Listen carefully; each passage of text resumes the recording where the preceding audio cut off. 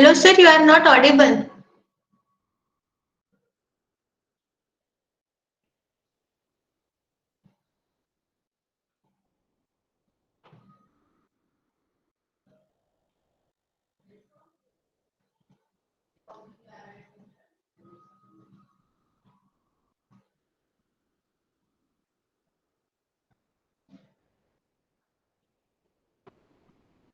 I think sir may be having some network issue.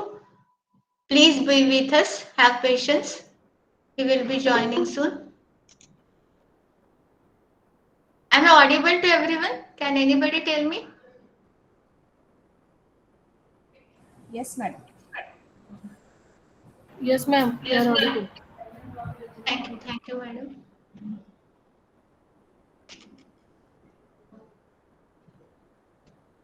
He may be having some network issue. I will call him again. Patience and be with us. Yes, sir has joined. Hello. Hello, हाँ sir.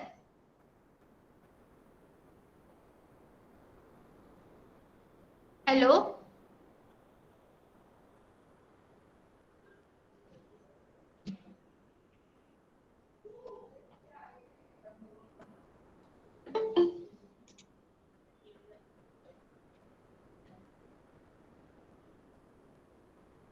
Hello, sir. Yes, yes, madam, I'm here. हाँ, I'm yes, sir. ready. Yes, yes.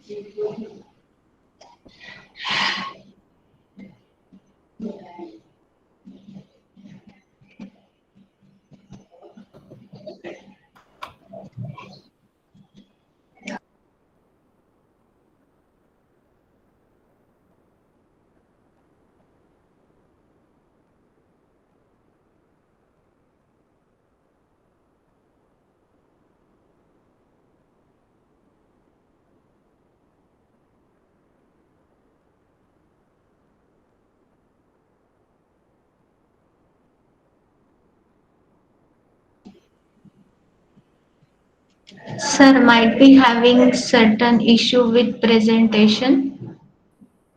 Who, me? Yes, sir. Okay, now I'm shared. I wanted to share two windows simultaneously, but Yes, sir. Google Meet is not allowing, so I'll share one window at a time. Yes, sir. Hmm.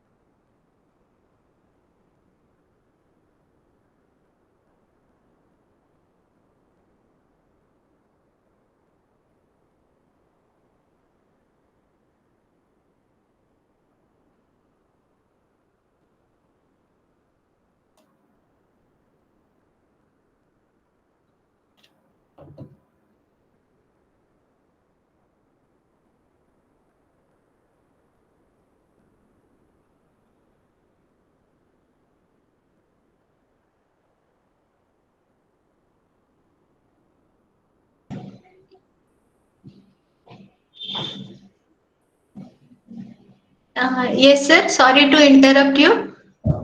Yes, Previous, the screen was visual. It was on the screen. Your PPT was there, and you are correct, also correct. audible. So we can start now, sir. Yes, give me 1 minute then. I'll copy this screen to a different place and start with that. Okay, Give me okay, one sir. minute. Okay, sir. So, I dear thought participants, yes, sir. Yes, sir. since people have still not joined, I'll do that also. So Sir, give me another 2 3 minutes. yes, yes. Those the participants who are regular for our sessions from day one, they have joined, sir. So, dear Yes, yes. participants, I request you to be with us. Have patience. There will be wonderful session. So, be with us.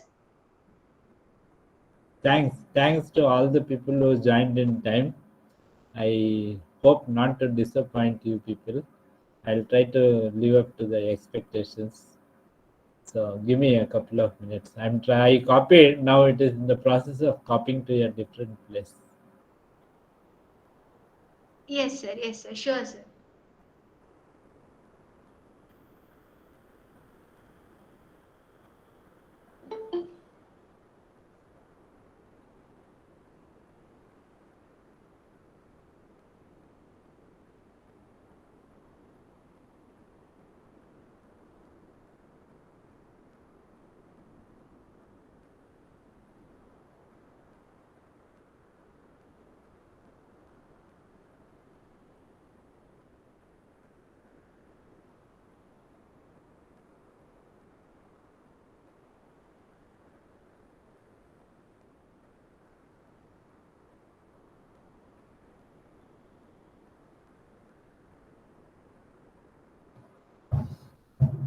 Dr. Aparna, I think we can start.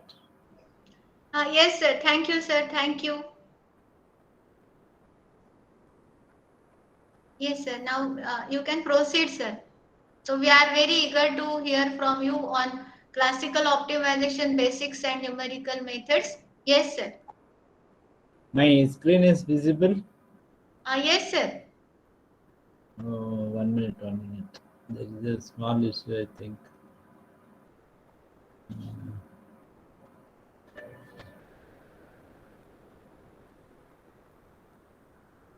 Okay, this is visible now. Yes, sir. One, you are able to see me underline. Yes, sir. Okay, so thank you all of everyone. What sorry for the delay. Not I was there at 9, but actually participants were a bit low in number, so that's why what it was delayed by a bit. 1 minute.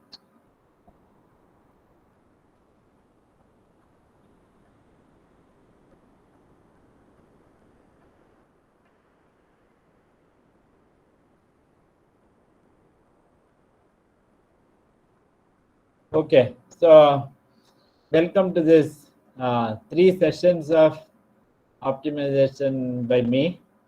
The details are there in the slide. I am professor, higher academic grade in School of Electrical Engineering, Vellore Institute of Technology. So first thing, as far as possible, this will be more like classroom. I'll try to make it interactive.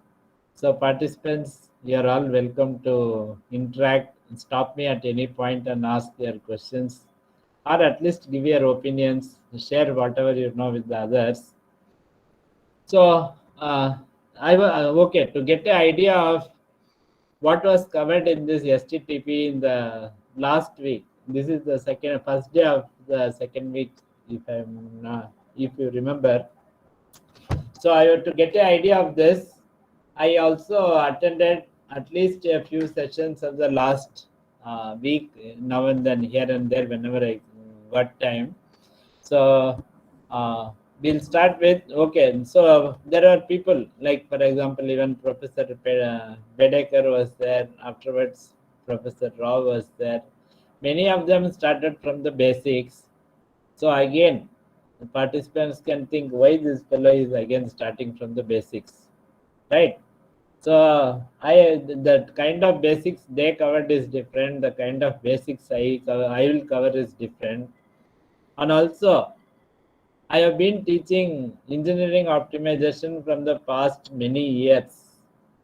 So that gives me a better idea of what students sometimes miss and what will be more useful to them. So with the benefit of having all that experience, uh, I have I have made this material, put together this material.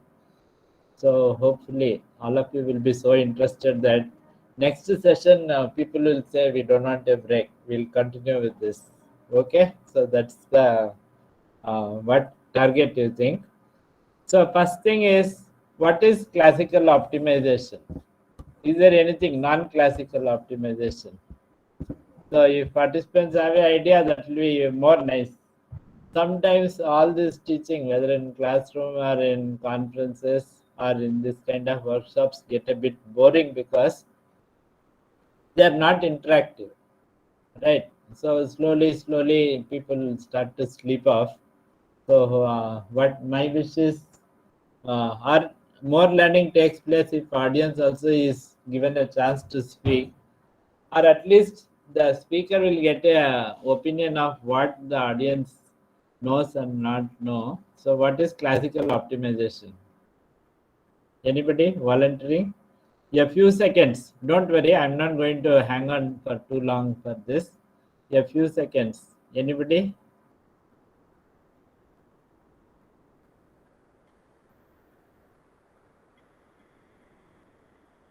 So what is classical optimization? What is non-classical optimization? Right. So that's the question. Classical is like classical dance, classical music is something traditional which has been there for long time. So even in optimization, there is a classical optimization or traditional optimization which has been there from the times of Newton. So later on we'll come across optimization method known as Newton's method. So you think, so that is something like 300 years or more than 340 years you think. So that is classical optimization. In the second part of this second presentation today, we'll cover non-classical optimization. Tomorrow we'll cover very good application of optimization. So that is the plan. So before that, I am very thankful to this STTP would not have happened, and I would not have got a chance to speak to people some 1,000 kilometers away from here if all these people had not worked together and made it possible. Like like IEEE Bombay, PRP College of Engineering and Management Amravati, Saint Vincent Pallotti College of Engineering and Technology Nagpur. Then apart from these institutions, the first day I saw there were a lot of people from IEEE who put in a lot of effort, I think. So then again, so the very first, my own first introduction was through Dr. Aparna Telang. It was she who pursued me insistently for all the biodata, the material, and even today's morning she reminded me. So I have to be very thankful to Aparna and Gadge. And also in our own school, in VIT, the department. Okay, we are known as school because we have 4 departments within the school. Our own dean, it was he who thought that okay, so I would be a suitable person to recommend. So that's how is there. So thanks to all these people and also others. Okay, there is also a lot of other people, but all of them I unfortunately I can't put in a single slide. So thanks to all these people that if you think the time spent uh, in attending these 3 presentations by me was useful, then you have to be thankful to all these people. And the initiator of all this was Aparna Telang. Okay, so next let me go on. The outline of, I have 3 sessions. I have been given 3 sessions. So those 3 sessions, what exactly they'll cover, that's what I have shown here. The first presentation in which we are now, that is classical optimization. Next is to be followed to take place at 11:30, I think, today in the second session, that is meta heuristic optimization. The third presentation will be tomorrow. Okay, so that is another very bright, very upcoming area with immense scope. Actually, the title of this STTP is Optimization Tools and Techniques in Electrical Engineering. But optimization is so popular that nowadays, and it is so basic and must have kind of knowledge that there are immense applications even outside electrical engineering. So we'll look at one such example for tomorrow. So next is, okay, by the way of introduction, do we expect any more people to join, or this is it? Professor Telang? Yes, sir. Almost those who are regular, they almost have joined. So we can start, sir. Yes, yes. Okay, so fine. Thanks for that clarification. So, like I said in the previous slide itself, optimization is not something only electrical people do or only engineers do. There are applications even in everyday life. So, some of these applications are there. For example, if you and I are worker or a faculty member, we are wanting salary. What we want is to maximize the salary for whatever the amount of work that we do. If it is a student, our student whom we teach, what he wants, at least in the immediate term, is maximum marks for whatever amount of study he puts in. In VIT, it's very common. They'll open the book one day before the internal assessment exam or final assessment exam. They'll study whole night. They'll write exam the next day and come and sleep in the afternoon. Then again, for the next exam, they'll repeat this process. So the amount of time he has to study, time and energy any student has to study is limited. Think one whole night. So for that, if you want to get maximum marks, what should you do? So that's a there are some mini projects in our scheme of study. So these are all some of the projects which students did. You can grade the questions on the syllabus on the amount of difficulty, on the amount of weightage in terms of marks that that particular topic has. Then another two variables, I don't remember now. So after making the problem into a uh, mathematical formulation, you can try one method of studying to maximize the marks. Another problem, so some of you, if you're all faculty in engineering institutions, you have to make a timetable, and people will have constraints. All the faculty have constraints. Some people cannot come at 8 o'clock in the morning. Some people cannot stay back after 5 in the evening. So how do you make a timetable that satisfies all the constraints? Not to forget students. That day, Aparna madam was telling that because of the climatic or weather conditions, nowadays there you start at 8 o'clock in the morning. So 9 o'clock was good time, she was telling. So that kind of constraints. Nobody wants to be there at afternoon 12 to 3, you think. So how do you optimize? Then, okay, so now a recent example is there. This morning, after knowing that I have to give a presentation to people in Maharashtra, that is Amravati, Nagpur side, I was looking at this example with lot of interest. Do you know that in the recent Rajya Sabha elections, one did very smart optimize one side. Okay, there are two sides in this, MV and BJP, I think. One side did very smart arithmetic and got one extra member elected to Rajya Sabha. Right? I maybe since all of you are there, I need not tell you more details of that, especially because the BJP brain behind this maneuver is from Nagpur itself, I think, Fadnavis. So I did not tell that. So optimization, it is only by doing some very smart arithmetic calculation, or in our terms, optimization, that one extra member got elected to Rajya Sabha. Right, one side won, one side lost.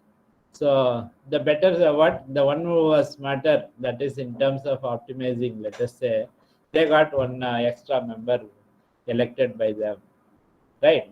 So that's not just a politician. So look at that. Okay. So uh, this morning I was looking into exactly he how it was achieved. So there is first preference votes, second preference votes, even third and fourth preference votes. So if you want the one extra person to be elected, which your numbers electorate does not guarantee, then what you have to do is that second preference votes come into picture. So what they did was some maximization in that. So that's how they got achieved it. So next is, yeah, fisherman wants to maximize his catch. So you might think what that has got to do with electrical engineering, right? What it has to do with electrical engineering is the theory optimization engineering optimization is studied by people in electrical. Fisherman doesn't know optimization. It is we who know the optimization. It is for us to suggest. There was what many projects done by students. So that is how I learnt of this example. So not just that, even nature optimizes in different ways. For example, why is a water drop spherical? Or why does evolution take place the way it does? Or why does how do birds search for food? They are all examples of optimization, which we'll see later. Or even cooling of metals. That is an example of simulate annealing. That is a slow cooling of metals, annealing. That's also an example of optimization that we try to mimic when we want to optimize some find the optimize in some problem, right? So hopefully the other thing is okay. So now at this point let me also tell that other thing. Electrical engineering people need not confine themselves to only electrical engineering. Nowadays there are opportunities even outside the field in other areas. So what my one example is, my BE is in electrical engineering, ME in control engineering, PhD in aerospace engineering. Afterwards, I came back to electrical engineering. Okay, so nowadays that correlation between what job people do and what is their qualification is reducing, because in the end what matters is how much knowledge or what skill you have, not what is your specialization, right? So next let me go to, in particular, in engineering, especially electrical engineers, like Professor Bedecker said the other day, he made a very beautiful list of all the optimization problems in electrical engineering. I think somewhere between 17 to 20 optimization problems he listed out. And he left out economic dispatch, which is the area we are interested in, I am interested in. So which means there are a lot more optimization problems in electrical engineering. Okay, so not just that, then again, like I told you, neural networks is what stands on the foundation of engineering optimization. And once you learn neural networks, deep learning, convolutional neural networks, or machine learning, all these are again newer areas in which at least lot of our students have found jobs. So if our students can find jobs in that, why not you? That gap between people in metro kind of areas with lot of exposure to newer knowledge and relatively non-metro areas is reducing because of, for example, this online learning. If not for this online or online tools and COVID-19, I would not have been sharing from here. It would not have been accessible to you, right? So that way, the playing field has become more level. You all have more opportunities. So hopefully, what this kind of programs will take place more often. This exchange of knowledge will benefit us all in the country, right? So next is, for example, aerospace engineering applications. Why I put this figure is this is my PhD problem. Okay, think that we are a missile here. Okay, this is a missile of enemy country. You think opposing country? You think he wants to fire a missile into our country, and we want to defend. Okay, think that we are a population center like Delhi, you think, or anything. Delhi, because Delhi is in North India. South Indians always feel safer because we are far away from all these land borders, right? So if you are in Delhi, you think you want to defend the city. Somebody has already fired a missile into our. Somebody has already fired a missile into our area. You think so? We want to defend. So, what kind of approach should the defender use? Should he? There is obviously constraints in the missile that we are having, right? There is a limited amount of fuel, which if you burn too quickly, then finally it will fall off. You are not going to have enough energy to go and hit the enemy missile. If this is very far and if he is still on his way, and if you finish off your fuel. On the other hand, that is one side, which means one objective is you must conserve fuel. But on the other hand, if you allow him to come too close, then what is going to happen is even if you hit him, it might explode here. It might cause damage to you. Think that this is border. This is border. I would like to hit him before he crosses the border. Right. So that's a optimization problem with conflicting aims. One is I am always in a dilemma. Should I conserve energy or should I hit him as quickly as possible in minimum time? So when he is really too close to me, that choice is very obvious. I want to hit him as soon as possible in minimum time. Okay, when he is far, I want to conserve fuel and hit him with minimum energy. These are the two extremes, but when he is somewhere in between, how much of fuel to the energy to conserve, and how quickly should I hit him? So that's a complicated optimization problem. This kind of okay, so hopefully sometime we'll cover this kind of applications. That's my PhD problem, so that's why I took the chance to introduce that here. Okay, so that is also another very sophisticated application of optimization.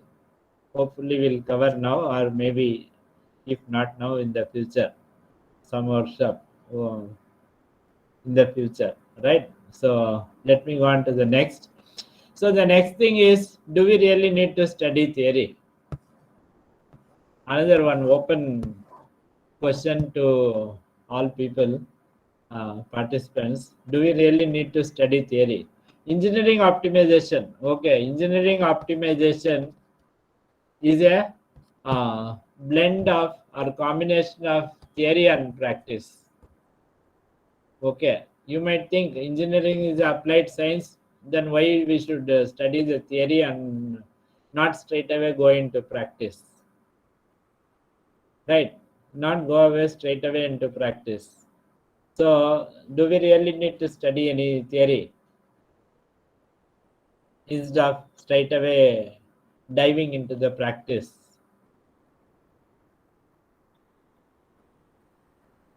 So, any responses? Yes, sir. We need some theoretical concept related with any new topic. So I think theoretical concept is essential. Theory, but why? So that one, let me share the thing. Uh, Google Meet is allowing only one screen to be shared, so I have to repeatedly switch between MATLAB and this presentation. I hope people will bear with me on that. Okay. Usually we use Teams usually, but Teams not being available today, or Teams not being the way you do that, I have to use MATLAB. So my MATLAB screen is visible. Yes, sir. Yes, yes, thank you. So what do you expect from theory? Cos pi by 2 is audience, participants. Are you okay? We can go up into the more advanced part of the presentation straight away if you think this is all very basic or something like that. But I'm interested to know what do you think of cos pi by 2? From theory, we know that it is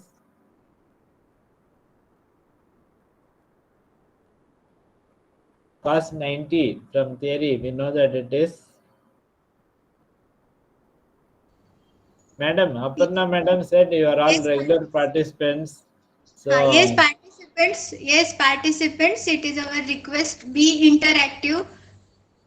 You can just give answers so that our session will be interactive. Sir, yes, dear participants.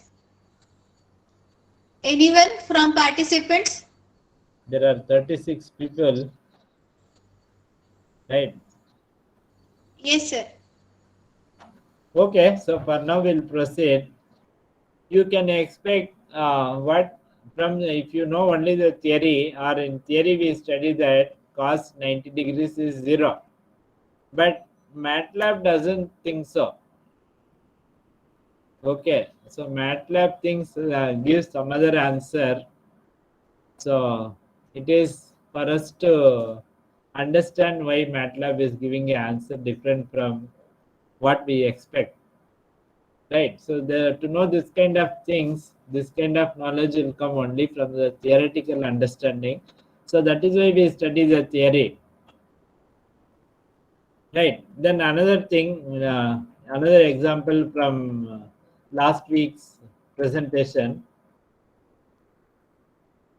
I'll show you that there is this uh, one program I made for all of you.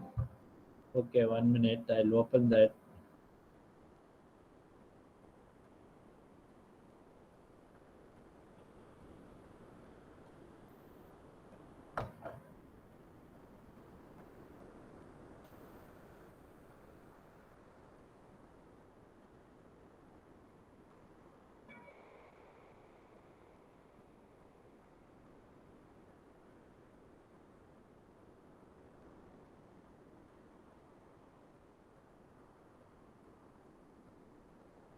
Please wait. Are you able to see this program? Hello. Yes, sir. It is visible. Both the windows of MATLAB. Yes, sir. Yes, thank you for that. For example, my very simple function you take is x1 square plus x2 square, right? Simple what two variable function. So it is simply x1 square plus x2 square. Anyone with basic knowledge can say that the minimizer means the value of the independent variable x1, x2. That is, it has to f2 can have a maximum value of 0 at x1 equal to 0, x2 equal to 0. So last week somebody was telling that we can use fmin unconstrained, right? Which to minimize any function, nonlinear function especially. So yeah, MATLAB doesn't give x1. X1 star means that value of x1, x2, which minimizes the function. But MATLAB doesn't give 0. If you can see there, it gives a value close to 0 but not 0. And we always think GA algorithms like the genetic algorithm or the particle swarm optimization do much better than the classical optimization methods, right? But that's not the case here either. You see here, genetic algorithm gives a poorer result than the fmin unconstrained of the MATLAB inbuilt function. Even this GA is a what inbuilt function in MATLAB. In their own implementation of genetic algorithm. So you cannot simply blindly say that I'll study only the practice part and not the theory part. Okay. So let me go back to the switch to that uh, my presentation again. So unfortunately, I have to keep switching. That is going to take some time repeatedly, but there is no choice, I think. So going back to this presentation, which hopefully you can see. So that is what you cannot. Sorry. You cannot simply blindly do one theory or only blindly practice. In fact, there are a couple of famous sayings that I must introduce to you. There was one Nobel Prize winner. All of you might know the Boltzmann constant. I think he got Nobel Prize in chemistry. He told that theory without practice is, and practice without theory is. Okay, so I will not do that. So, what I leave it to you. If you are interested enough, you find out. Even by googling, you can find out. So that is one saying. Another, even long back, long before Boltzmann came to the picture, somewhere in 20th century, I think, there was another famous person, some 300, 400 years back, who also said the same thing, that if you have practice without theory, how bad it is, right? And today's example, modern day example is, now that all of us are from electrical engineering, more electricians die from on the job than non-electricians from electric shocks. Why do you think that's happening?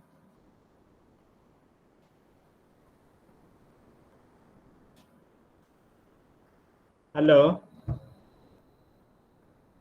Okay, so again, it is what they want to straight away get into doing some job practice, right? The learning theory and all, they think it's a waste of time.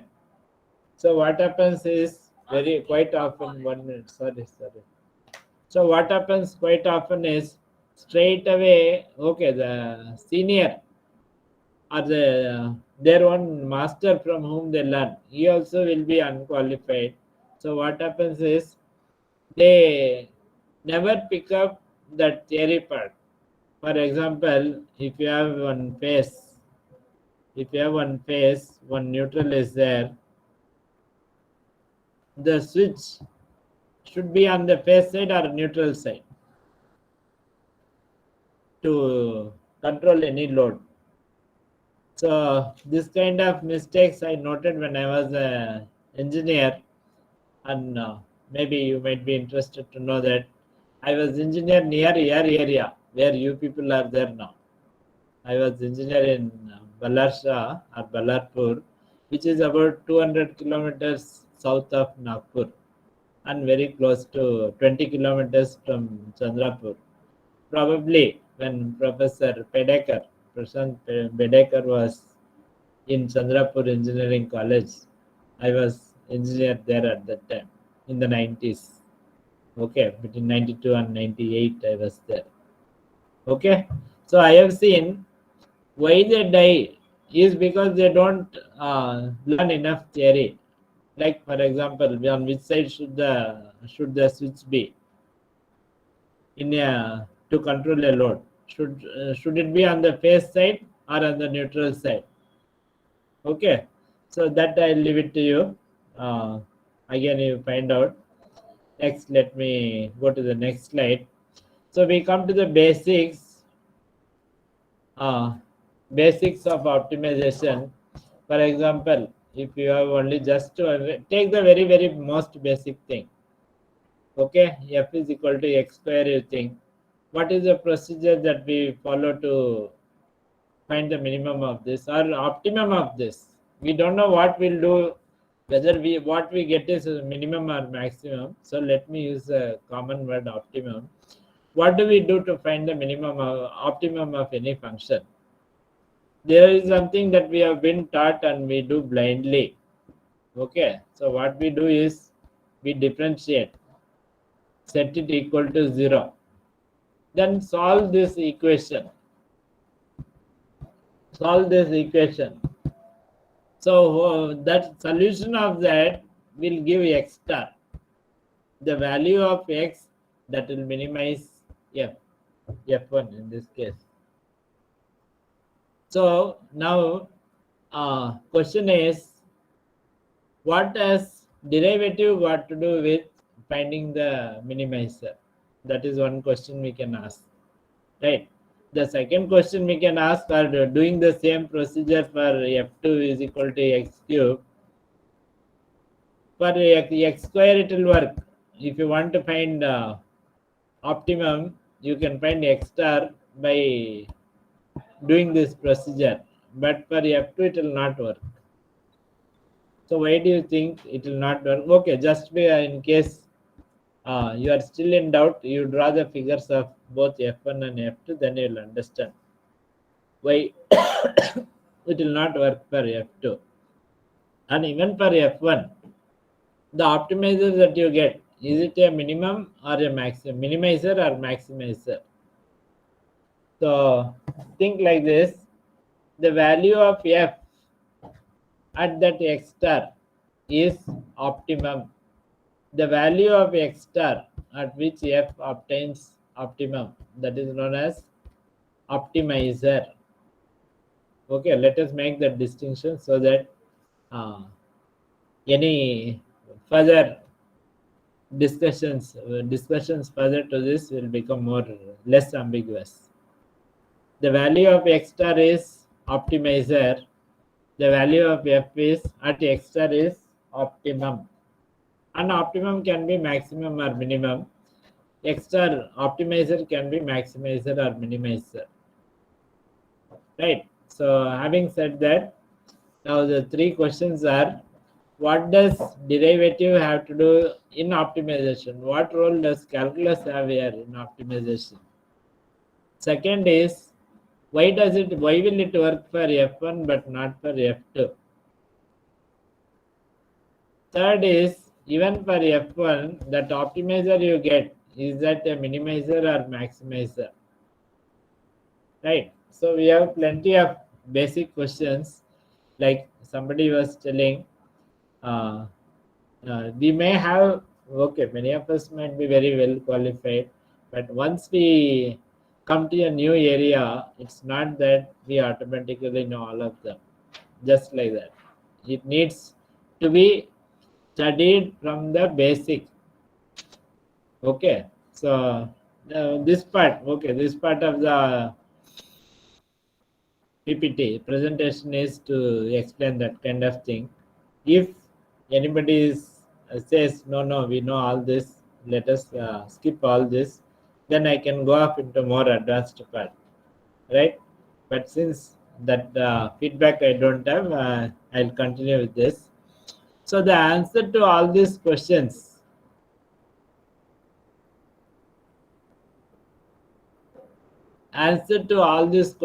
lies in Taylor series. Okay, the Taylor series that we, for example, I studied in 11th standard, 12th standard, or maybe first year BTech level, but without knowing what is the use of that. Now, after studying or learning optimization, I know that Taylor series has lot of application. We use in my course. I use Taylor series at least 3 times in the course when discussing classical optimization. Okay, so Taylor series. Okay, so what to tell you the summary of this? To tell you summary of this, okay, all of this may be understandable to you if you look at this. Let us go to the uh, more advanced part. If you look at this figure, okay, so according to using this Taylor series and for example in minimizer, if you think x star should be minimizer, f of x star plus delta x must be more than f of x star, which means delta f must be greater than 0. So how is that? In what case can that be greater than 0? By looking at the Taylor series here. That is not possible if f dash at x star is non-zero, because this delta x can both be positive as well as negative.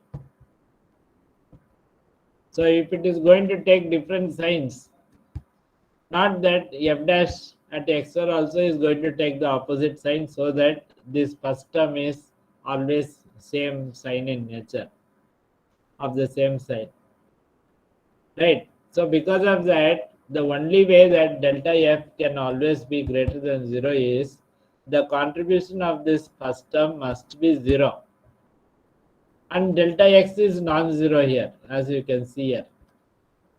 So if that is the case, delta x is non-zero but contribution of this term is 0, the only way that is possible is first derivative must be equal to 0. Okay, so that's known as first order necessary condition. And not just that, so now that we have told something about this first term, what can we say about the second term? If delta f is greater than 0, and delta x square now is always greater than 0 because it is squared term. Whether delta x is negative or positive, that doesn't matter because it's a squared term. So now we can definitely say that this f double dash at x star must be greater than 0 if it is a minimizer, if x star is a minimizer. Okay, so that is known as second order sufficiency condition. Okay, so that brings us to what is this, what is necessary, what is sufficient. What is the difference between this? By saying what is necessary and what is sufficient. So let us start with one very current example, very relevant to current scenario. So if you want to get something out of this STTP or this particular presentation, it is necessary that you must be logged in, right? If you are missing, if you are not there at all, then definitely you are not going to get anything from this. right? Maybe you might get certificate, but not any knowledge. Okay, so that is necessary. If you have to learn anything from this particular presentation, let us say, it is necessary that you should be logged in.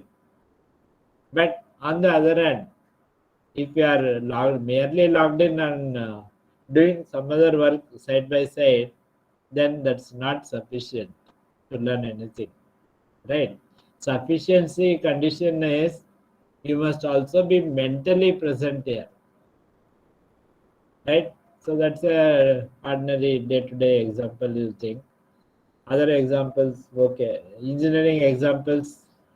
For example, in electrical engineering and control systems, you have these examples of necessary and sufficient conditions in for LTI systems, right? That Ruth Hurwitz criterion is an example of a necessary and sufficient condition.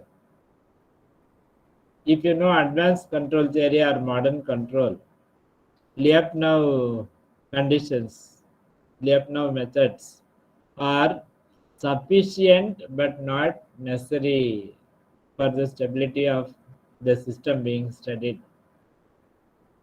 Same way, sufficient and necessary conditions also occur in engineering optimization. Okay, in any optimization. Okay, so that is together. Okay, this first and second order conditions together are known as optimality conditions. So with the help of that, we can now answer those three questions. We can answer those three questions here. What happens here is F1 satisfies all the necessary and sufficient conditions, but F2 satisfies only necessary condition but not the sufficient condition. Okay, so because of that, it will work for F1 but not for F2. In answer to those three questions we asked in that particular slide. Then next thing, very basic thing that everyone must know if you have to get some good foundational understanding of optimization is there can be multiple points in some interval where you can have minimum and maximum, and also there can be points which are neither minimum nor maximum.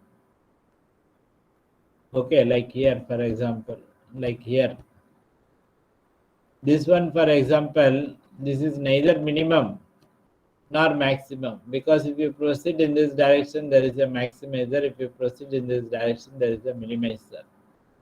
This also falls in same category. So that kind of points which are neither minimum nor maximum, they are known as saddle points. Those that satisfy the sufficient condition, they are all optimizers. So at these points, that second derivative is greater than 0. At these points, second derivative is less than 0. Okay, this is really must to know. When you get a solution, okay, so you make f dash x is equal to 0, you'll get many solutions, let us assume. Next, to know whether they are minimizer or maximizer or saddle point, you need to apply that second derivative condition. Only by applying that sufficiency condition can you classify them. Stationary points are all those points that satisfy the first order condition, necessary condition. Stationary points satisfy necessary condition. In that, maybe only a subset satisfies the sufficiency conditions. Okay, these can be, if they satisfy sufficiency conditions, they can be classified into minimizer, maximizer. And okay, if you want any further classification, this is a X4. X4 is a local minimum. x2 is a global minimum, then x3 is a local maximum, x6 is a global maximum. Okay, so that is another basic.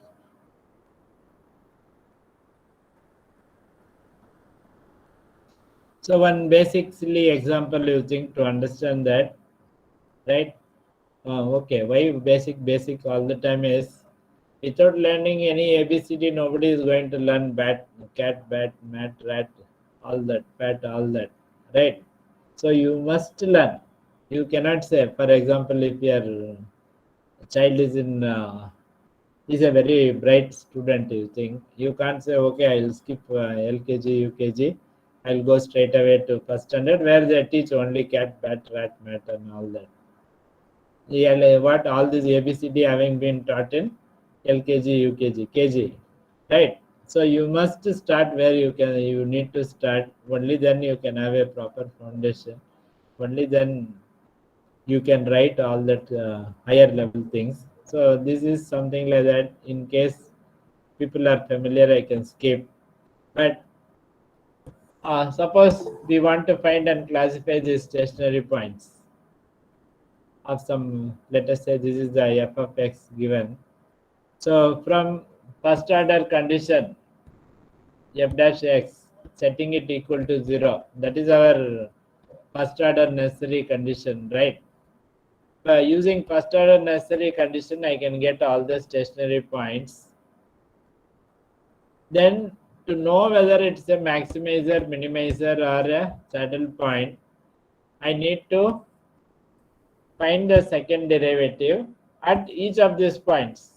For example, at 0 or 1 or at 2.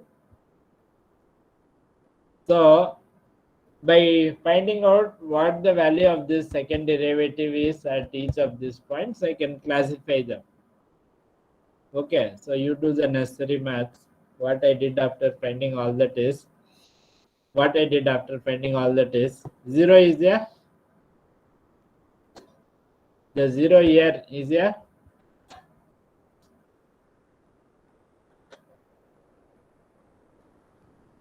what? The 0 here is, come on, there are 38 of you there, but nobody responding. I think you can unmute if you want, right? Yes, sir. Participants, please be interactive. Okay, so that's all right. Probably people are not that what alert or something. So 0, as you can see, that's a saddle point. Okay, not by seeing the graph I am saying, by calculating f double dash at 0 I am saying. Okay, so that is a saddle point. One, if you see, one is a local maximizer here, and 2 is a minimizer. And I have showed you this figure to make that more clear.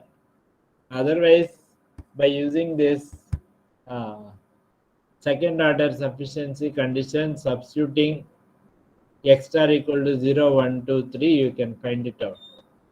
You can calculate and you can say without having to draw this figure. Okay, so that is the basic.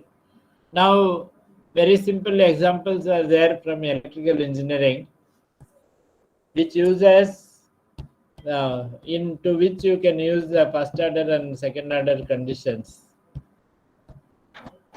For example, what in going back to my own BTech days, that is maximum power transfer theorem is there. The load at which transformer efficiency is maximum, the slip at which the torque is maximum, or through a transmission line, what is the maximum, what is the angle at which maximum power is transferred, and after that you can't do anything. After that system will collapse. Same thing even for a synchronous machine. There is that load angle So if you, what is the max, what is the value of that angle? If you go beyond which, the system will collapse, the machine will collapse, right? So that also is another problem. So these are some of the examples which next time you come across this, you note that we apply to them, minimum this first order and second order conditions. Okay, so let us move on. Now question is, all that we said so far is for x being a single variable. F equal to x square, x cubed, x raised to 4, whatever you say, that is for a single variable. But if, for example, my x is x1 square plus pi x2 square, let us say, now how do I apply these optimality conditions? So the concept is same.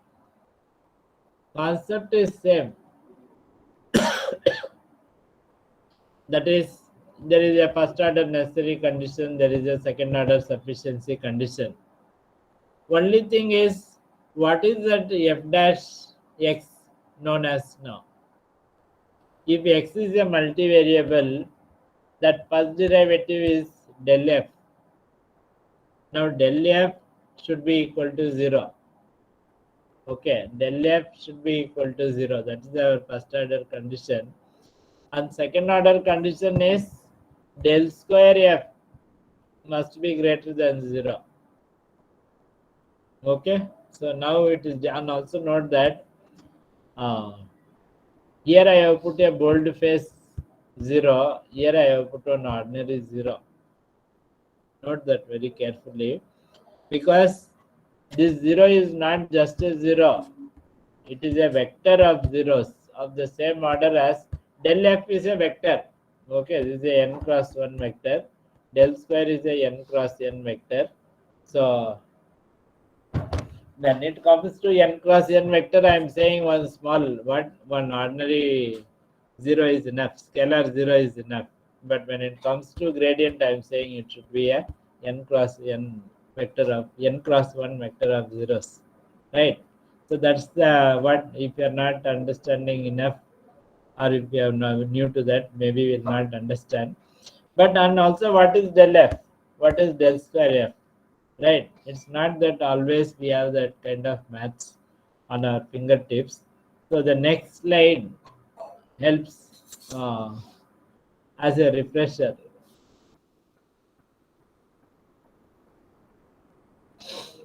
Okay, so del f, it's known by many names. Okay, notation unfortunately is not unique. Del f or df or gf or jx. G for gradient. Okay, the most common one is G for gradient.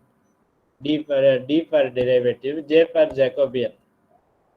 Okay, so all this is a del f. Actually, del f is the least confusing, but sometimes, or going further, we'll use G, or small g will use. Even G of x is there, but that notation also is there. It should also be, it can also be G of x,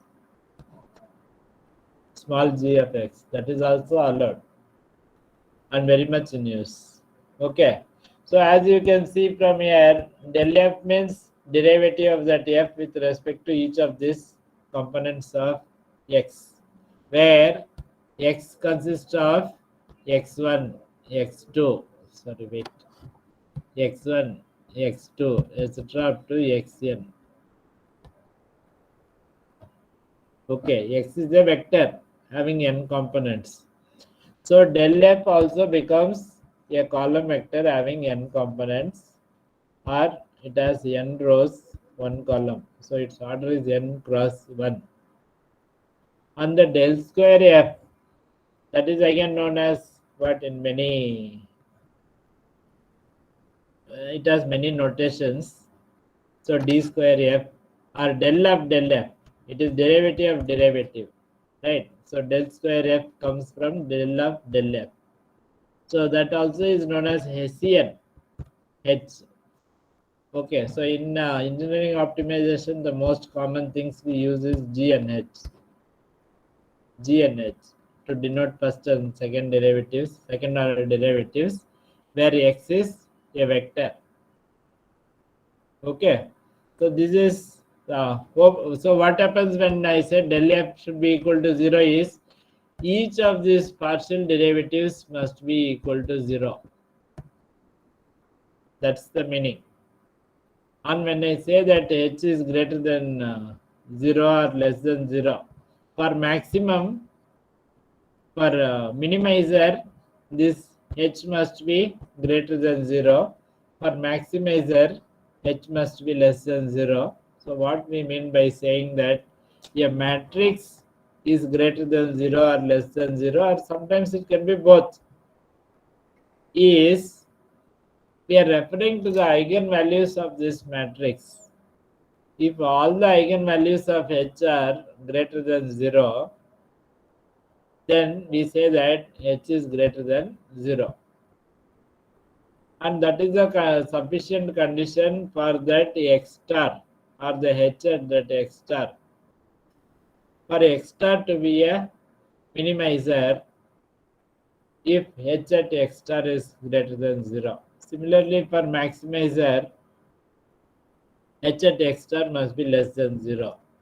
If it is neither case, some eigenvalues are positive, some eigenvalues are negative, then that H is known as indefinite, and in that case it's a saddle point. That X star is a saddle point. Okay, so that's the basic about uh, that is how the optimality conditions apply if X is a multivariable. Okay, if X is a multivariable. So let us move forward again.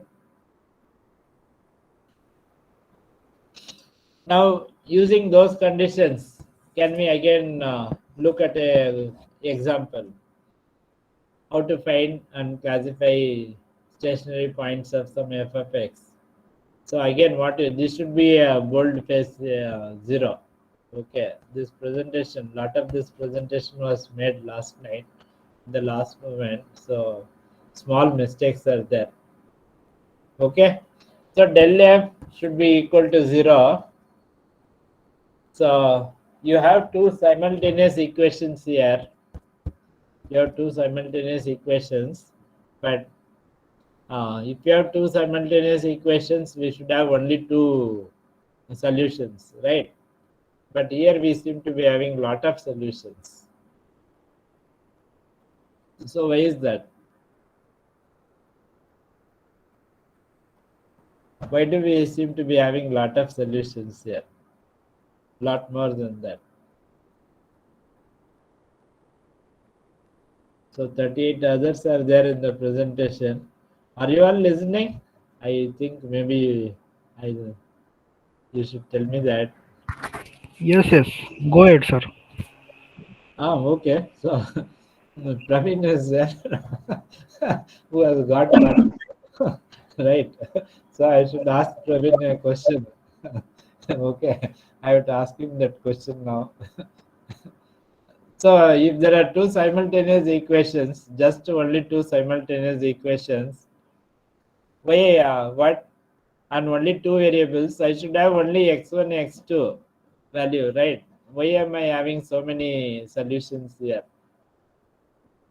Okay, not just to Praveen, but to everyone in the presentation. Okay, please put in some mind and take some interest. See, if you are there for 2 hours in this presentation, it should have been useful. You should have learned something. You should start from here. Especially that I have told you that there is so much of scope for everyone to learn optimization, and you can even get a job based on this, not necessarily in electrical engineering,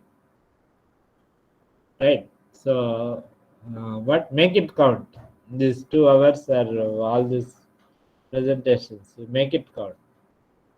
So why? Okay. So I can't wait too long for people to respond. So let me continue. The reason why we have more than two solutions for a or one solution for x1 x2 is these equations are non-linear. First one, even the second one, non-linear. Hopefully, everybody's basic is good enough to recognize whether a equation is linear or non-linear. If not, go back and refer to that. See, all of us are here to learn continuously. No learning, no life. Okay, especially if we are in a field, if we are a knowledge worker, right? All of us are knowledge workers. So what knowledge is a commodity in which we trade, by which we make a living. So if you don't know what is linear, non-linear, and that kind of things, you please go back and uh, learn all of them, refresh all of them. Okay. So now because these equations are non-linear, we can have many solutions. For example, you have four solutions here. All these four solutions are stationary points or points that satisfy the first order necessary condition. Okay. But next, if I want to classify those stationary points, then what I have to do is I have to substitute these values, these pairs of values in the second order uh, derivative, that is the SCN. So by substituting this in the SCN and seeing whether this is greater than 0, less than 0, or greater than and less than 0, only then can I say whether some point is a maximizer, minimizer, or a saddle point. Okay, so again that part I have left out. Interested participants, people interested to learn, will hopefully do this. Material will be available with Dr. Aparna and I think probably even Professor Gadge, I think. So take this. So don't let it be a don't let it be just something you did casually for a certificate or something. There is, see, traditional areas of electrical engineering are somewhat saturated. Okay, you can't say that I studied electrical, I want to work for electricity board or something related to that. You have to look for other areas like uh, control system optimization or microprocessors or computer what IT, where your domain knowledge also will be very useful. This kind of knowledge, right? Many of students, my own students, have used or found this useful. That is how even there is when there is flexible credit system. I have been, and this is a elective course. Engineering optimization is a elective course. In spite of all that, I have been getting students because at least here it is very quite appreciated that there are very lot of scope for optimization. Okay, so next let us go to the next example, next point. So now again, yeah, test of your knowledge you think. So there is an example from power systems. Okay, this is something economic dispatch. Okay, so the problem hopefully all of you remember, but just in case you don't remember, a quick refresher is we want to minimize the cost of generation. Okay, there is a fixed cost. There is a cost proportional to how much you generate. Then there is a cost proportional to square of how much you generate. So that's a quadratic cost function, very commonly used, right? So applying those first order condition that we saw so far. Okay, applying that first order necessary condition, what setting it equal to 0, I get one PG solution. PG is a independent, PG for power generated, G for generation. Okay, So PG is the optimizer, or the optimizer PG is PG star, that is equal to minus 625. By getting this, if I can generate this power, then I can minimize my cost. Okay, applying this. Okay, so if you want, you can also try the second order sufficiency condition. Yeah, and verify that this PG star is a minimizer. Okay, now the question is this correct? What is your comment on this answer that I have got by applying some very correct maths? You remember this first order condition, second optimality conditions are very correct. But something seems to be wrong in this, to give you a clue. Okay, so what is wrong, or what is your comment on this PG star that we are getting?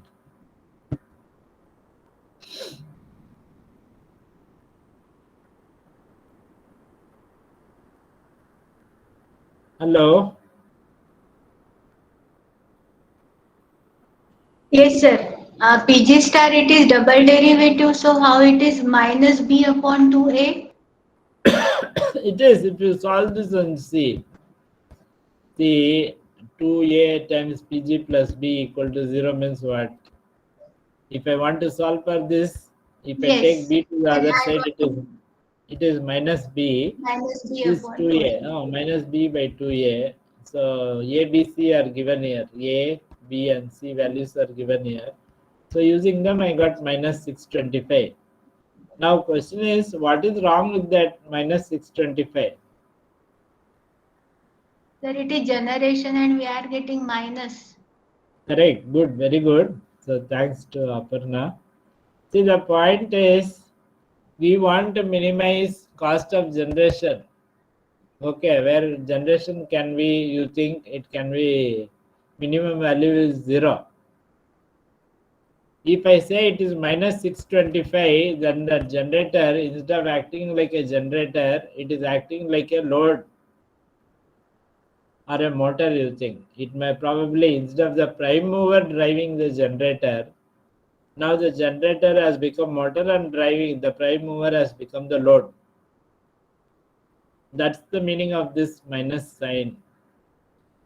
Right? So what is wrong? Why did I get such a bad answer, absurd result, even after doing some correct maths?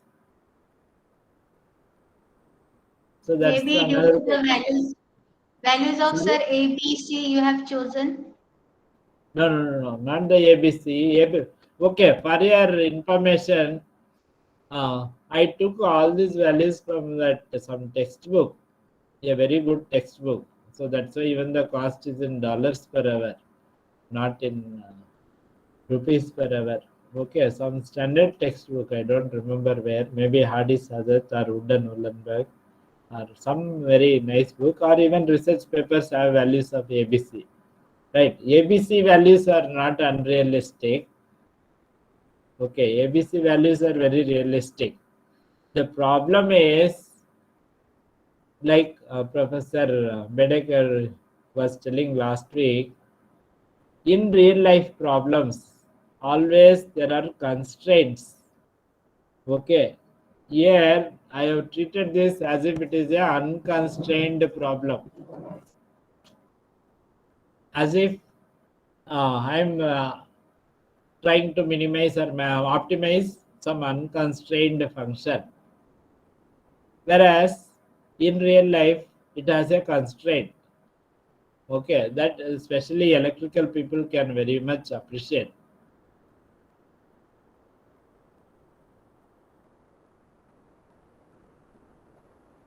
Okay, so what is that constraint is, at every instant of time, the generation should be equal to the demand plus loss.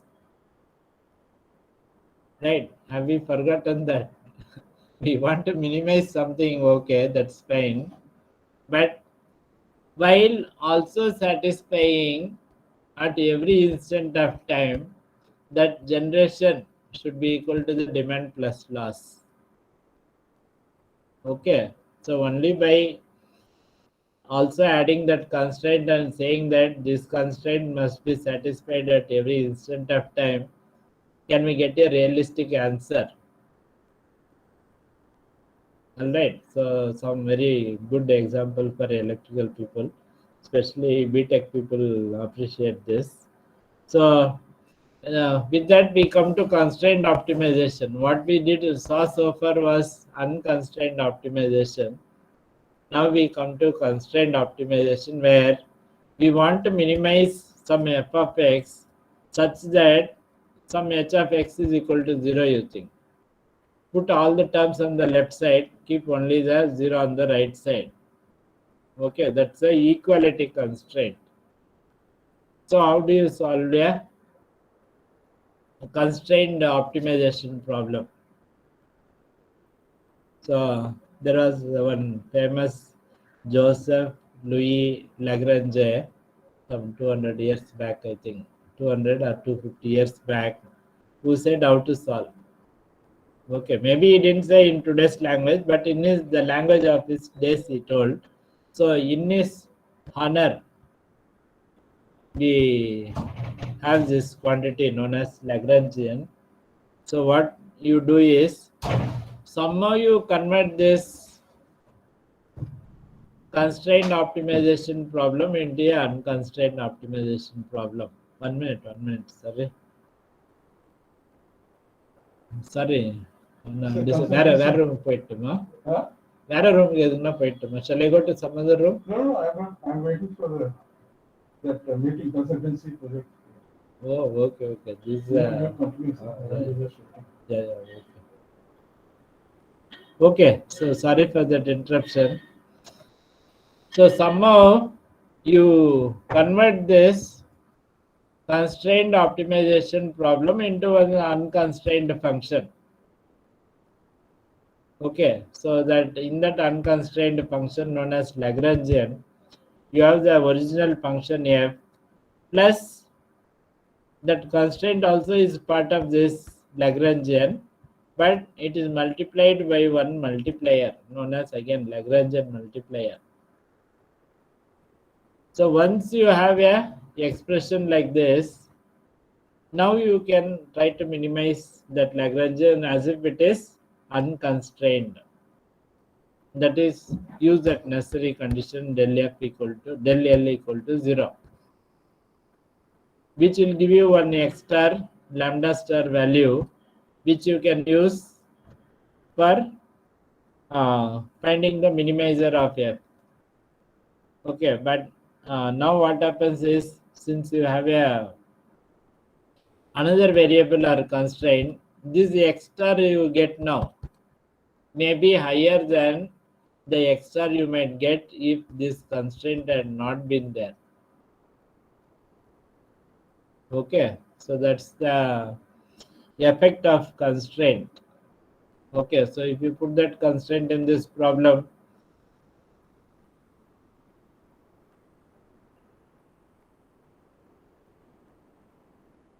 system is a bit slow because it is heavily loaded, so please bear with that.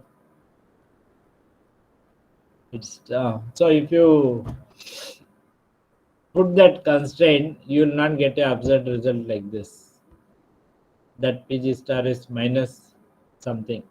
You will get positive value. Especially, for example, if my load is 100 megawatt, you think my loss is 10 megawatt, you think my generation should always be equal to the demand plus loss, right? So 110, that will be satisfied, that PG will be satisfied. Okay, and only if you have only one generator, you cannot optimize. Okay, just to explain that more. If your load is 100, loss is 10, if you are generating 110, then what optimization are you doing? Anyone can ask that question, right? So we can't optimize. If there is only one generator, it has to supply load and demand, you cannot optimize. This is simply to explain that there is always a constraint. You should have at least two generators so that for any load, which is a generator that is having lower cost of generation, you will see that, and that will supply more load, the other will supply less load. So that is how you solve. Okay, so this is constrained optimization. You can also have unconstrained inequality constraints here. You note that I said, okay, 1 minute, I'll erase this. And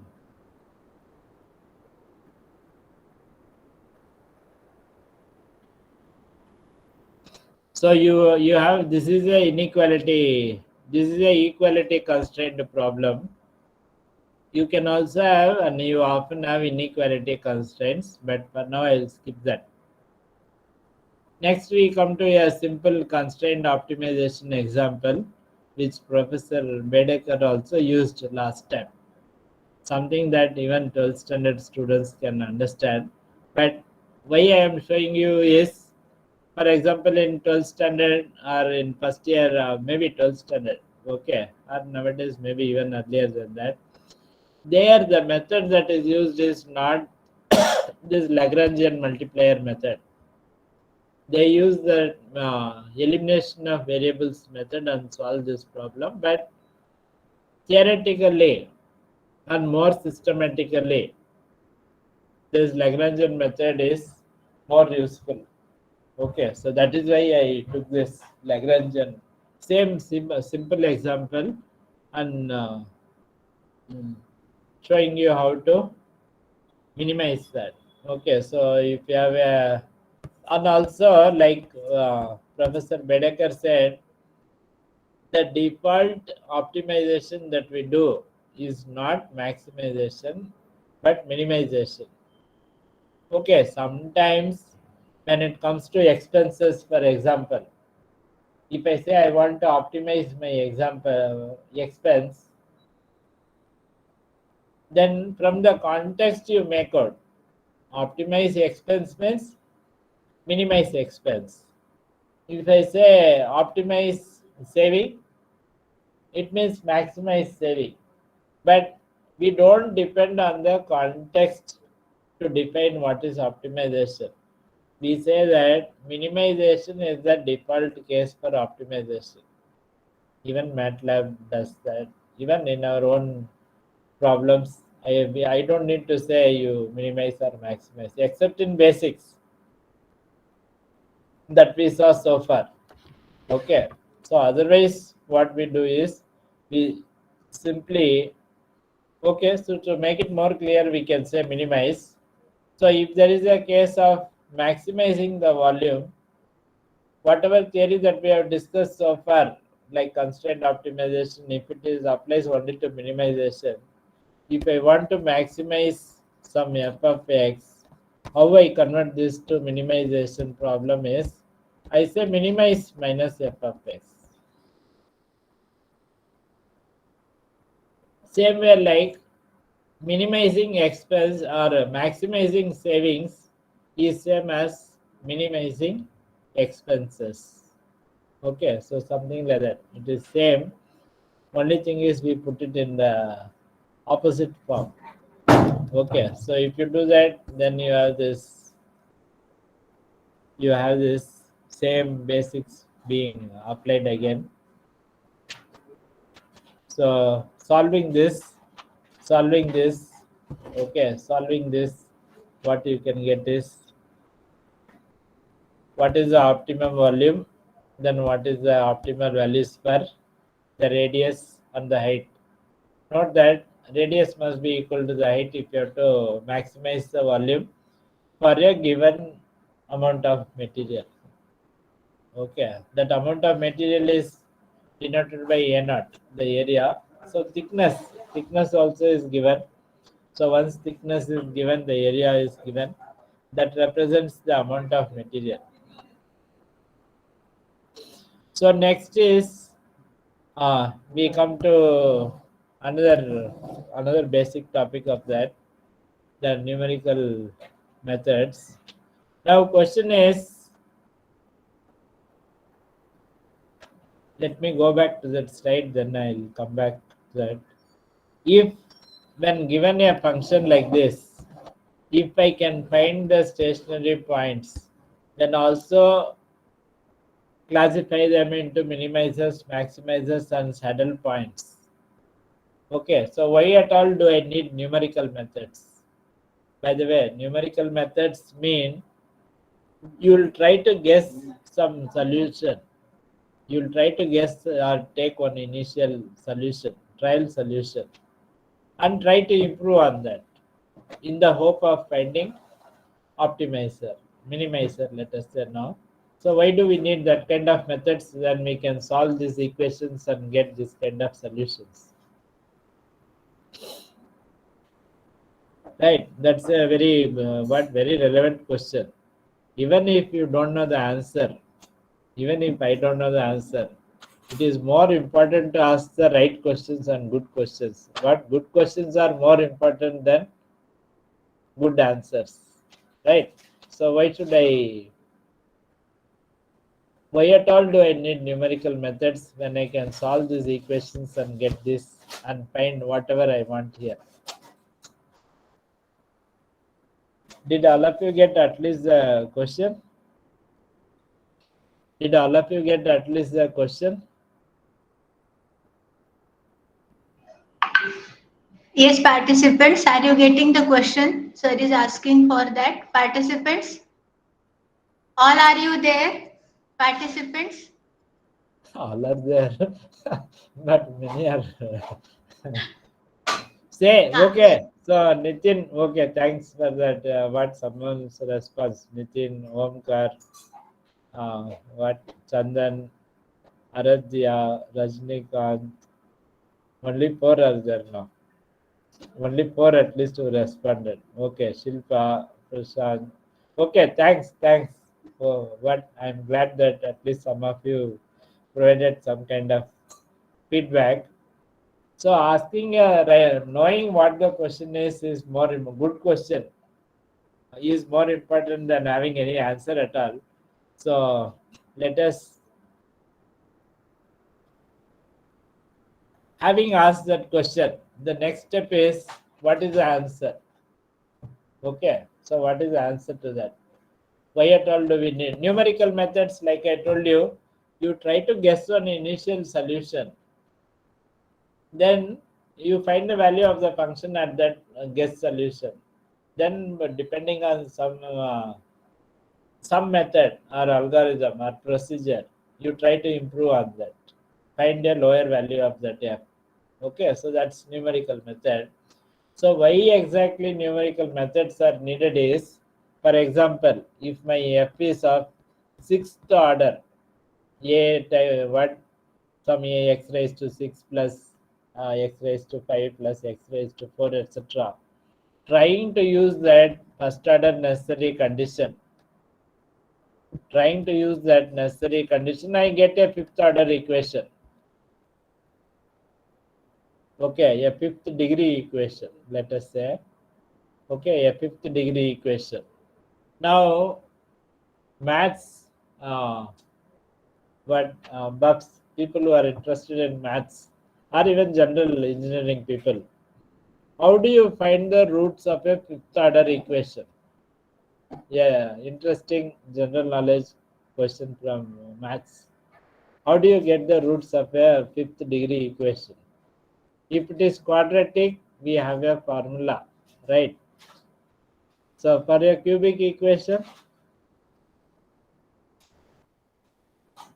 again there is a formula. Okay, if it is fourth degree, that is quadratic of quadratic, again you have formulas for solving. If it is okay, Shilpa Kapse is saying NR method.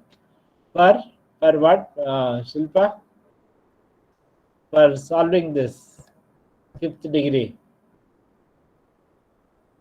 Pi th means 5 variables. Right, you are right, correct.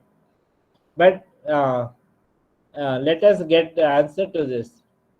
Where is the formula for getting the roots of a fifth degree equation? Okay, so there is no formula for that, and to prove something is very difficult. This kind of thing, people tried for hundreds of years to prove that there is no. So thanks. Somebody is saying good presentation. So thank you. Hope. Okay. So people found that after many, some few hundred years, I think, somebody proved only about 100 or 200 years back. Okay, so all those things, if you want, you can see on Wikipedia. I'm not going to that. Right? Look at, look in Wikipedia. Nowadays, like I told you in the beginning, the playing field is somewhat more level because of uh, internet, you think. And there are people like Wikipedia who what are very much in the business of making available knowledge to everyone who has at least one net connection and smartphone, laptop, or whatever, right? So now and then they ask for some money because that is a non-profit foundation, I think, non-profit organization. So sometimes I also give money, right? So otherwise, how will that knowledge be used for available to us? Right, so there you look at Wikipedia, for example, you cannot find the roots of the solution of a fifth degree equation. Okay, when even if what you have only single variable x, and if you have one more multivariable x, and if the function is something like this, then you have no hope of applying these optimality conditions and getting a solution. Because if I differentiate this sign, I'll get cos. If I differentiate cos, I'll get sin. Okay, with a minus sign, that's a different thing. So this cos will become minus sin will become cos. And if I have that and equate it to 0, then again my problem is how do I solve? Right? So you cannot solve that, so which means you have to somehow guess the solution and try to improve on that solution. So that brings us to the how you solve the how you solve or how you solve these optimization problems using numerical methods. So look at that very carefully. These pictures are very what uh, there to serve as a visual guide to us. For example, you see here, these are all maximizers, these are all maximizers, these are all minimizers. Okay, so this is that surf function from MATLAB. I plotted this using surf function yesterday using MATLAB. So what you should do is the contour. Okay, contour. Anybody has any idea what is contour? Okay, not contour. Let us, instead of contour, let us say what is that? What is isobar, isotherm, isoet? Words that you could have come across in high school in geography.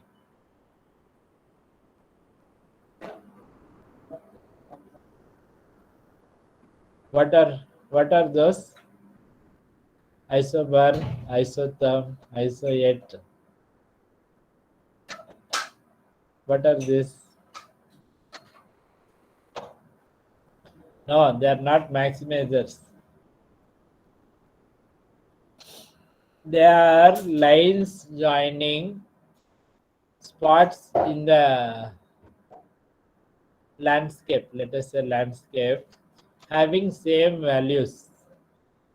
For example, a isobar is and these are closed curves. Okay, closed curves. Yeah, isobar is a right. Aparna is right. All these isobars, isotherms, isoates are all contours. Okay, contours. The name is contours in 2D.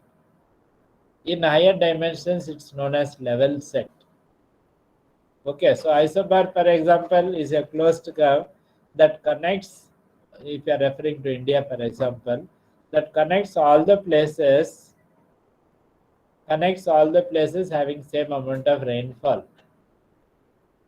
Okay, so isoet is the contour connecting places with same amount of uh, rainfall.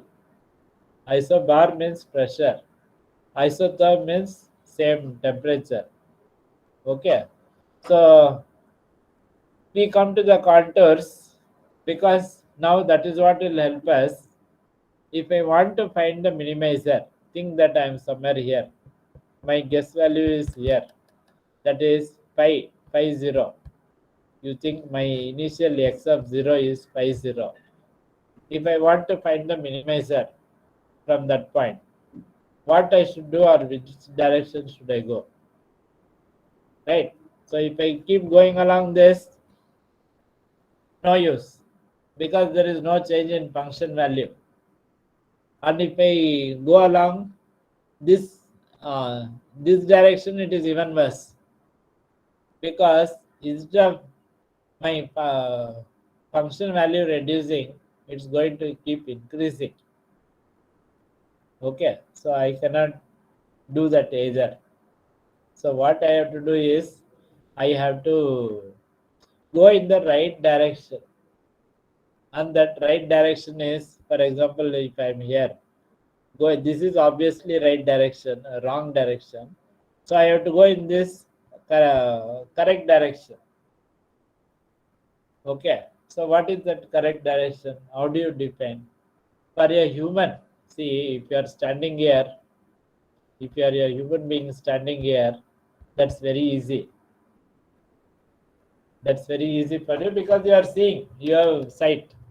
But in mathematical landscape, in mathematical solution landscape like here, how do you define that direction? Only then you can know what is the right direction, right? So that direction, or what does a gradient represent now? Okay, so somebody is saying, if you can repeat, I'll read that. Can you please repeat that? Somebody put a message. Before I could read, it went off. Right, somebody, how to read that message again?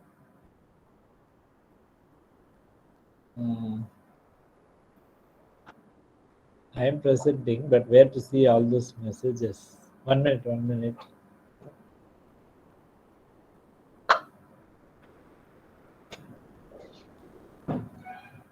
Excuse me, sir. Yes, tell me. Sir, if you don't mind, shall we take 15 minutes break? Sure. Even I need that break actually. Okay, So so shall we'll end we this. No, generate? wait, 1 minute, 1 minute. So we'll take a break now. Why 15 minutes? We can take. We can come back at 11:30. So before that, so Nitin Mane says that how you choose the direction is linear gradient with least increasing distance comparison. Okay, now let me try to improve on that answer. Gradient, okay, is right, more or less right. What is involved here is a gradient. So that gradient is the direction of maximum increase. Okay, so if you want to minimize, you have to go in opposite direction or minus g. Negative of that maximum increase is maximum decrease. Okay, so with that, we'll stop at this point and take a break for half an hour. We'll come back at 11:30 or whatever time Aparna decides. So that is left to her and Gadge, I think. The Nagpur, what? SVPCET college, who are the host for today's session, I think. So we'll take a break now. Yes, sir. We can- Yes, sir. Yes, sir. Thank you, sir. All participants are requested to again join the same session, continue with this numerical gradient based method at 11:30 a.m. Okay. Feedback link and attendance link for session 1 has been shared in chat box. So all are requested to fill that those forms. So well, we will again come back at 11:30 a.m. Thank you, sir. Thank you for your wonderful teaching for basic learning related with the classical optimization techniques. We will continue and rather we are eager to learn more about numerical gradient based methods where we have to solve the nonlinear equations with higher orders. So thank you, sir. Thank you very much. Thank you all the participants. See you soon around 11:30 a.m. sharp. Thank you, sir. Thank you, Aparna.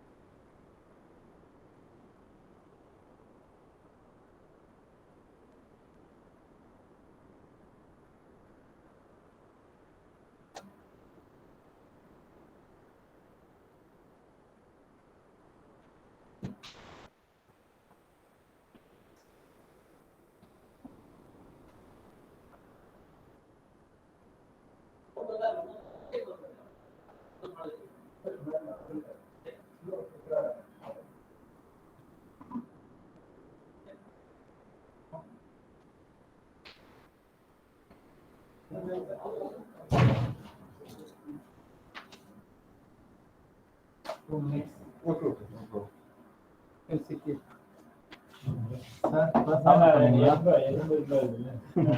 நம்மெல்லாம் ஒரே நிலைமை தான். லேட்டா வந்துட்டு சாப்பிடுறதுக்கு என்ன நிலைமை? அதையும் பண்ணாங்க.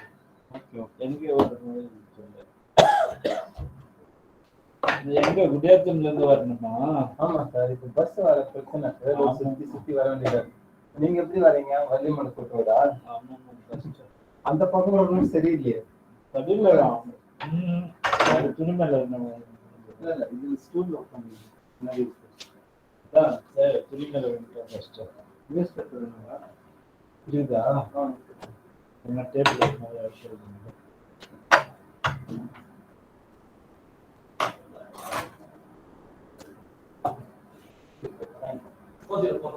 இங்க ஒண்ணு இருக்குது. மண்ணே How are you? Fine, thank you. John Bhagirath. Yes sir. உங்க இல்ல Sir. So. That's okay. உங்களை தான் ரொம்ப நாளா நான் பார்த்திருந்தேன். மனோவர் ரெக்கமெண்ட் பண்ணியிருந்தாரு. சொல்லுங்க சார். அதான் ஒரு SCTV மியூட்